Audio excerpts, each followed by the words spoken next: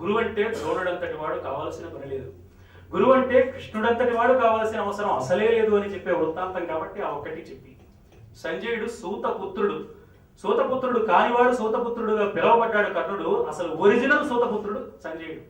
కానీ ఎప్పుడు సంజయుడిని ఎవ్వరూ సూతపుత్రుడా అని వేళాకోళం చేయలేదు, కర్ణుడిని అందరూ వేళాకోళం చేశారు. అదొక ఆశ్చర్యకరమైన అంశం. కేవలం కులం వల్ల గౌరవాన్ని ఇవ్వడం కానీ చులకన చేయడం కానీ ఆనాటి సమాజంలో లేదు అని సంజయుడి వల్ల తెలుస్తుంది. వ్యాసాది మహర్షులకు సంజయుడు ఎదురుపడితే ఒక సాటి మహర్షిని ఎలా అభిమానిస్తారో అలా అభిమానించారు. ధర్మరాజు లాంటి రాజులకు సంజయుడు ఎదురుపడితే ఒక రాజుని ఎలా గౌరవిస్తాడో మరొక రాజు అలా సంజయుడిని గౌరవించాడు.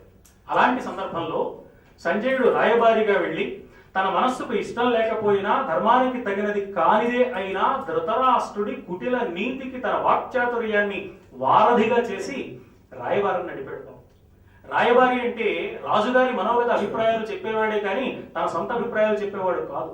మా రాజుగారు పెట్టి మూర్ఖుడండి ఇలాగే చెబుతాడు, మీరు మాత్రమే పట్టించుకోకండి అంటే వాడు మంచి రాయబారి కాదు. అందుకని చాలా చాకచక్యంతో రాయబార సందేశాన్ని అందించాడు. నిజంగా ధృతరాష్ట్రుడి కుటిల నీతికి సంజయుడి వాక్చాతుర్యానికి ధర్మజుడు కాకుండా మరొక్కడెవడైనా అక్కడ ఉంటే నిజానయ్య చెప్పింది, ఇంతకాలం గడిచిపోయాక ఇంకా యుద్ధం ఎందుకు, రక్తపాతం ఎందుకు, మేము ఇదివరకు ఇట్లాగా ఏకచక్రపురంలో చేసిన ప్రాక్టీస్ కంటిన్యూ చేస్తానులే భిక్షాటనం అని అనుండేవాడు. లేదా అతి తీవ్రమైన ఆవేశంతో ఏమిటయ్యా రాయవారం మేము యుద్ధానికి వచ్చి తీరతాం డొక్క చింపేస్తాం అని ఉండేవాడు. ధర్మరాజు కాబట్టి రెండూ అనలేదు. ఎంత బాగా చెప్తున్నావు సంజయ్య, ఏమిటి ఇందాక నుంచి చూస్తున్నాను మాటికి, ఒకవేళ వాళ్ళు రాజ్యం ఇవ్వకపోయినా నువ్వు యుద్ధానికి రావద్దు అంటున్నావు, అసలు యుద్ధానికి వస్తానని నేను అన్నానా? మా రాజ్యం మాకు ఇస్తే, వాక్యం తిరగేయండి, మా రాజ్యం మాకు ఇవ్వకపోతే యుద్ధానికి రాకుండా ఉంటానా? మా రాజ్యం మాకు ఇవ్వకపోతే యుద్ధానికి రాకుండా ఉంటానా అంటే అతడు దుందుడుకు స్వభావం కలిగిన వాడు. నేను యుద్ధానికి ఎందుకు వస్తానయ్యా, మా రాజ్యం మాకు ఇచ్చేటప్పుడు అంటే మెత్తనివాడు. ఈ మెత్తని మాటల చాటున దాగిన కత్తి వారల లాంటి ఒక దృఢ నిశ్చయం ధర్మరాజు ఎలా చెప్పాడో, దృఢమైన నిశ్చయాన్ని చెప్పడానికి పరుషవాక్యాలు అవసరం లేదని నిరూపించిన వాడు ధర్మరాజు.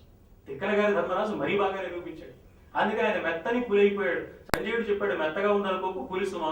అక్కడికి వెళ్ళి సంజయుడు చెప్పిన మాట ధర్మసూతి మెత్తని పులి. ఈ మెత్తని పులి ధర్మరాజు అని ఎన్ని వ్యాసాలు వచ్చాయి. ధర్మరాజు ఎలా మెత్తని పులి అయ్యాడు మహాభారతంలో. ఆ తర్వాత ఆ రాత్రి నిద్రపట్టలేదు ఆయన. విదురుడి చేత ఎన్నితో చెప్పించుకున్నాడు, అన్ని విన్నాడు, ఏది అక్కడ కాలేదు. విదురుడు ఇక్కడ గురువు, ధృతరాష్ట్రుడు శిష్యుడు.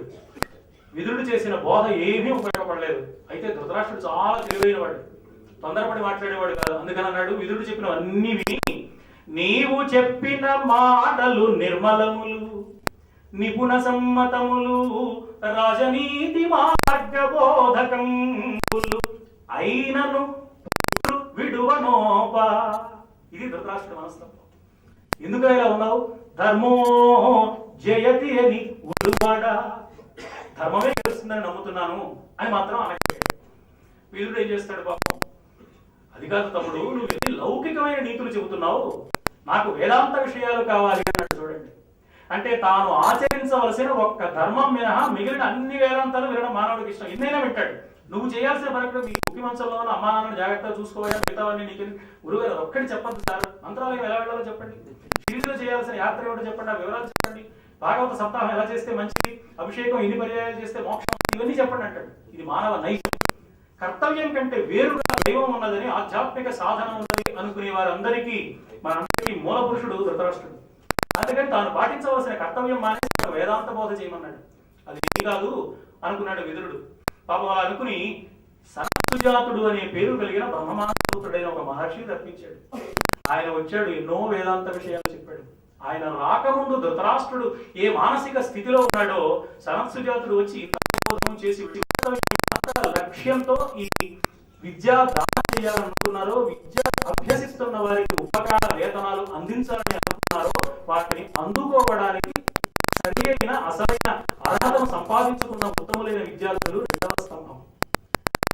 ఈ వారధి అందుకునే విద్యార్థుల మధ్య అసలైన వారధులు ఉదారులైన దాతలు, అది మూడవ స్తంభం.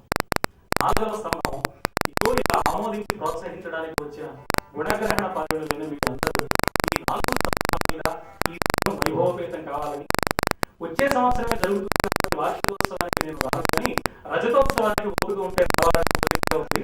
మరి అలాంటి సన్నివేశాన్ని వేదవ్యాసం అంటే సంగ్రహిస్తాడని అప్పుడు దీక్షతో లక్ష్య కార్యశుద్ధితో చిత్తశుద్ధితో తలపెట్టిన ఏ కార్యక్రమమైనా తప్పక విజయాన్ని సాధిస్తుందని, జీవితానికి ఒక ఆశయం, ఆశయానికి ఒక ఆచరణకు ఒక స్థిర చిత్తం ప్రతి వ్యక్తికి అవసరం కాదు, ప్రతి సంస్థకు అవసరం.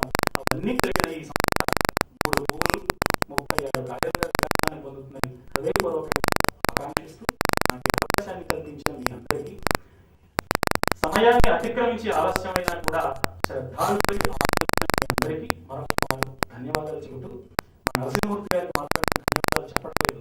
ఎందుకంటే నాకు నేను ధన్యవాదాలు చెప్పుకోవడం నాకు